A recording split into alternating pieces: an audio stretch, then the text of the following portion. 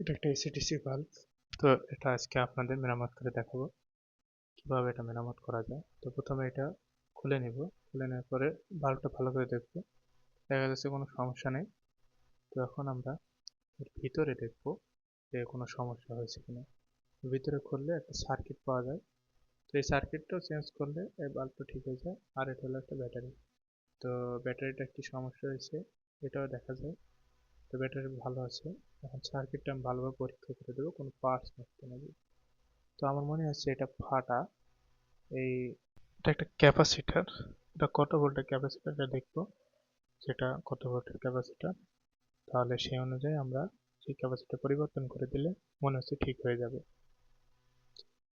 তো এটা মনে হচ্ছে 400 ভোল্টের একটা ক্যাপাসিটার। তো আমরা ক্যাপাসিটরটা পরিবর্তন করব। তো তাতাল দিয়ে আমরা ক্যাপাসিটরটাকে বের করে নেব। বের করে নিলে ক্যাপাসিটরটা 400 ভোল্ট 4.7 ফারেনহাইট। তো এটা ভালোভাবে দেখে নেবেন যে এটা কত ভোল্টের এবং কত ফারেনহাইট। তো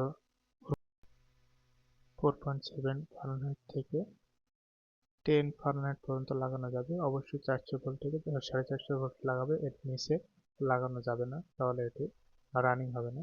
তো আমরা এটা ফেলে দিয়ে নতুন করে এটা লাগাবো। যে কোনো চার্জার বা এই ধরনের ডিভাইসে পাওয়া যায়, চার্জারে এরকম থাকে। তো এরকম একটা নিয়ে নেব। এটা লাগানো হয়ে গেছে, এখন আমরা এটা চেক দিয়ে দেখবো জলে নাকি। এই যে দেখতে পাচ্ছেন জলে, ব্যাটারিটা যেহেতু অনেকদিন পড়েছিল চার্জ নেই, এই জন্য আস্তে জ্বলছে। এটা চার্জ দিলে বেশি জ্বলবে।